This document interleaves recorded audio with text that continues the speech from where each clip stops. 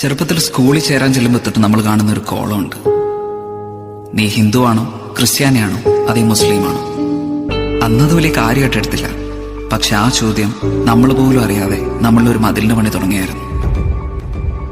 ആ മതിൽ ഉയർന്നു വന്നത് നമ്മൾ ഉണ്ടാക്കാൻ ശ്രമിച്ച കുഞ്ഞു കുഞ്ഞു സൗഹൃദങ്ങളുടെ നടുവിലായിരുന്നു. അതൊന്നും കാര്യമാക്കാതെ പലതവണ കൂട്ടുകൂടാൻ ശ്രമിച്ചപ്പോഴും വേറെ ജാതിയാണ്, കൂടെ കൂട്ടാൻ കൊള്ളാത്തവരാണെന്നൊക്കെ പറഞ്ഞ് ഭൂരിഭാഗം ആൾക്കാരെ പോലെ എന്റെ മാതാപിതാക്കൾ ആ മതിലൽപ്പ് ഉയർത്തി കെട്ടി. അപ്പുറത്തെ ആളുകളുടെ സന്തോഷവും സങ്കടവും ഒന്നും കാണാതെ ഞാൻ എന്നിലേക്ക് ഒതുങ്ങി. ഞാൻ വളർന്നു, അതോടൊപ്പം മതിലും.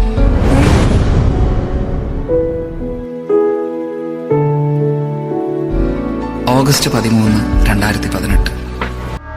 വരുന്ന മണിക്കൂറുകളിൽ അതിശക്തമായ കാറ്റിനും മഴയ്ക്കും സാധ്യതയുണ്ടെന്നാണ് നമുക്ക് മുന്നറിയിപ്പ് ലഭിച്ചിട്ടുള്ളത്.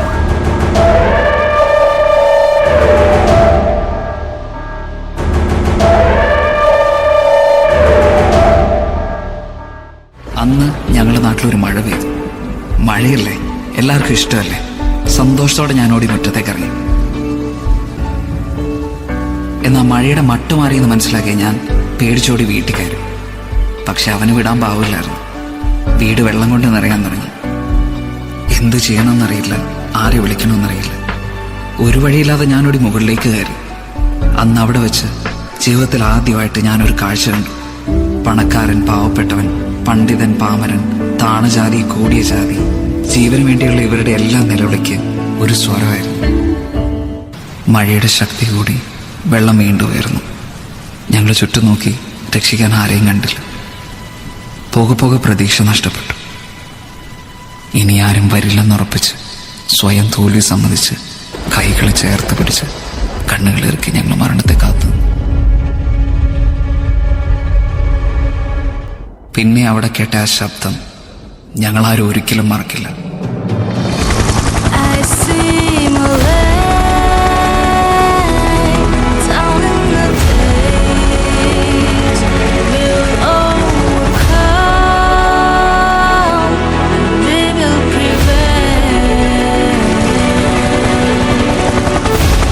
എന്റെ നേരെ നീണ്ട കൈകൾ ക്രിസ്ത്യാനിയുടെയോ ഹിന്ദുവിന്റെയോ മുസൽമാന്റെയോ അല്ല, ഇടതന്റെയോ വലതന്റെയോ മറ്റൊരു രാഷ്ട്രീയ പാർട്ടിയുടേതുമല്ല. മറിച്ച് മനുഷ്യന് നേരെ നീട്ടുന്ന കൈകളായിരുന്നു. ജീവിതത്തിലേക്ക് പിടിച്ചു കയറ്റുമ്പോൾ ആ കൈ കറുത്താണോ വെളുത്താണോ എന്ന് ഞാൻ ചിന്തിച്ചില്ല. പക്ഷെ ആ കൈകൾക്ക് സ്വന്തം കുടുംബം എന്ന് തോന്നിപ്പിക്കുന്ന ഒരു ഉറപ്പുണ്ടായിരുന്നു. ചേർത്ത് പിടിച്ചോടുമ്പോൾ സ്വന്തം അമ്മ ചേർത്ത് പിടിക്കുന്ന ഒരു കരുതലുണ്ടായിരുന്നു. നന്ദി പറയാൻ ഇനിയുണ്ട്. അതിർത്തികൾ കടന്നെത്തിയ സഹായങ്ങൾക്ക്, 5 ഇഞ്ച് സ്ക്രീനുകളെ കൺട്രോൾ റൂമുകളാക്കി പുതിയ തലമുറയ്ക്ക്, കുഞ്ഞു കുടുക്കൾ പോലും ഞങ്ങൾക്ക് വേണ്ടി പൊട്ടിച്ചു കുരുന്നുകൾക്ക്, കേരളത്തിന് സ്വന്തം നാവികസേനയായ മത്സ്യത്തൊഴിലാളികൾക്ക്, മുണ്ടുമടക്കി കുത്തി മണ്ണിലിറങ്ങി മാതൃകയായ ഞങ്ങളുടെ താരങ്ങൾക്ക്, ഒപ്പം നെഞ്ചു വരച്ചെന്ന ജില്ലാ സംസ്ഥാന ഭരണാധികാരികൾക്ക്, പോലീസിന്, പട്ടാളത്തിന്, ഫയർഫോഴ്സിന്, KSABക്ക്, മീഡിയയ്ക്ക്, പിന്നെ ഒറ്റക്കെട്ടായി ദുരിതത്തെ നേരിട്ട കേരളത്തിലെ 3.5 കോടി ജനങ്ങൾക്ക് നന്ദിയുണ്ട്. ഞങ്ങൾ പലർക്കും ഉറ്റവരും ഉടയവരും പോയി, വീടുകൾ നഷ്ടമായി. പക്ഷെ ഞങ്ങൾക്ക് അറിയില്ല, കാരണം ഞങ്ങൾക്ക് ചുറ്റും ഇന്ന് ആ മതിലില്ല. നമ്മൾ അതിജീവിക്കും ഒറ്റക്കെട്ടായിട്ട്.